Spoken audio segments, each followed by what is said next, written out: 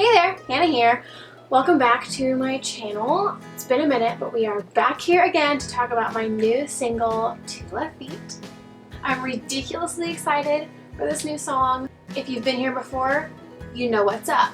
If you're new, here's the situation. For my last EP, I sat down and I talked about each song individually and told the stories, the writing process, and the recording process for each. And I put it up here on YouTube, so I'm going to do that again for my new song, Two Left Feet, and hopefully y'all find it enjoyable, entertaining, worthwhile. Okay. So first and foremost, if you haven't heard my song, Two Left Feet, go check it out. I'll have a link in the description for you to listen to it on Spotify, iTunes, anywhere you can hear music digitally right now. Let's get into it. Two Left Feet was written on April 6th of 2020, and writing the song was an interesting situation. I got the idea for Two Left Feet. I was watching The Office, and I had the idea, I'm falling for you, two left feet again, and I actually scribbled it down. Let me go get that. So here was my grand idea. So I had that idea, turned off The Office, and then started writing, and I've explained before that obviously there are many ways you can go about writing a song, but my personal favorite is to start at the verse and then just go through it, because there's so many different ways you can go from it as opposed to starting with the chorus and having to work around that structure. So I don't know exactly where I was in the song at this point, but as I was writing Two Left Feet, like in the middle of it, I had an idea for another song. And so I'm very forgetful, and I was like, well, I gotta at least write it down or something. So I wrote it down, and I had a melody idea as well with it. So it's like, okay, I'll just record this short little bit and I'll get back to what I'm working on now. That short little bit turned into me writing like a whole verse. So I finished that verse and I was like, oh my gosh, Hannah, get back to what you were doing before. So I went back to Two Left Feet, was working on it, and then I had an idea for the other song again. So I went to the other song, started writing that one, and then I would have an idea for Two Left Feet and I'd go back to that, and it just back and forth, back and forth. I was writing two songs at once, and it was interesting. This was the first time I had ever done that, written two songs at once. Now that's pretty normal because I'm very scatterbrained. I think I've written four at once. So, you know. But anyway, I finished Two Left Feet first, and then went and finished the other one, which y'all might hear at some point. I don't know. And it happened very fast for both. So I finished both songs in 30 minutes. So Two Left Feet and the other one, both finished them within a half hour. And I think that's it for the writing process. I mean, happened really fast, wrote two at once. It was fun, and here we are. Alright, now what everyone really wants, the backstory. So I love dancing. Any kind of dancing. I love it. I can't like dance just like by myself, but like choreographed things I'm great at, okay? So I love going to like country dance halls, and I think it's so fun. It's so fun. Now, my boyfriend, on the other hand, he can't. He just can't. There's nothing else to it except he just can't. I tried to teach him how to like two-step, you know, the basics, starting easy. It just couldn't happen. Now he has gotten better. I will say he's gotten better. We're working on it. You hear the song and it's, you can't dance, but I'm falling for your two left feet again. Very simple concept.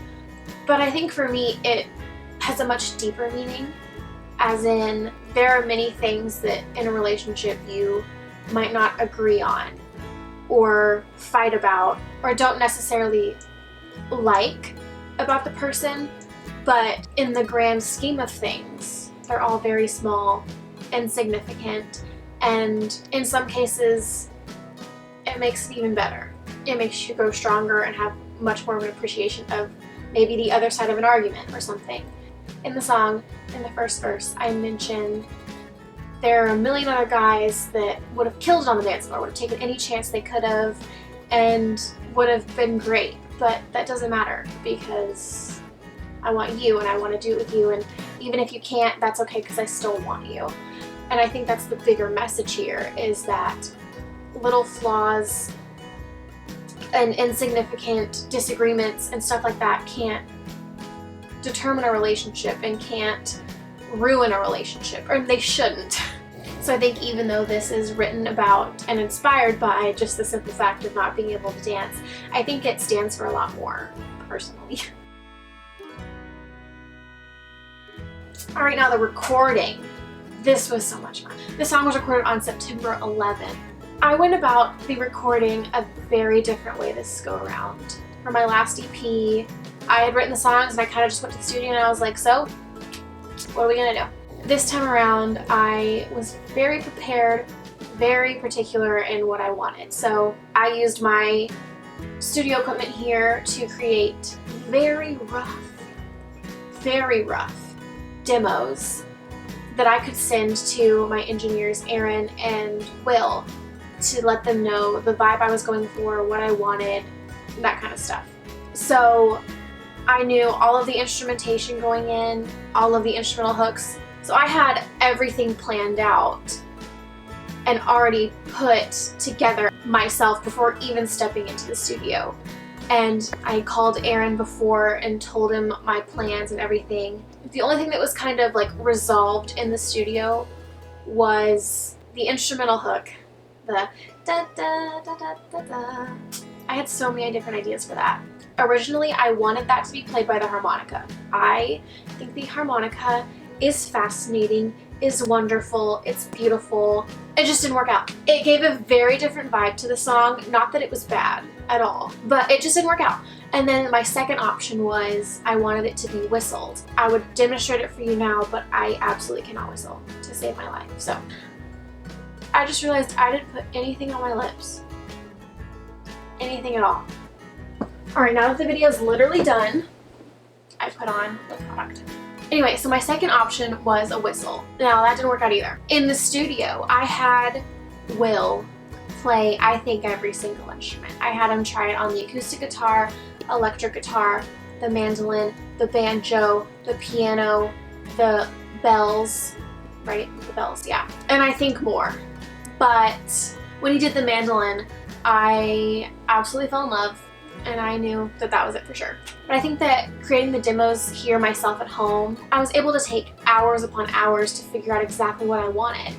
And not have to worry about, oh, well, I only have so much time in the studio, that's all I can do, and not be fully satisfied with the product. I was able to take all the time I wanted. I started weeks in advance working on this song and some others. And I was able to create exactly what I wanted before I even stepped into the studio. And then of course my engineers and musicians brought it to life perfectly. So I think the process this time was much smoother, much less stressful, for sure. Now, as for getting into the studio, we recorded my guitar first, and then I went ahead and did my final vocals, which is very different because for the last EP, I did my vocals after everything was already put in.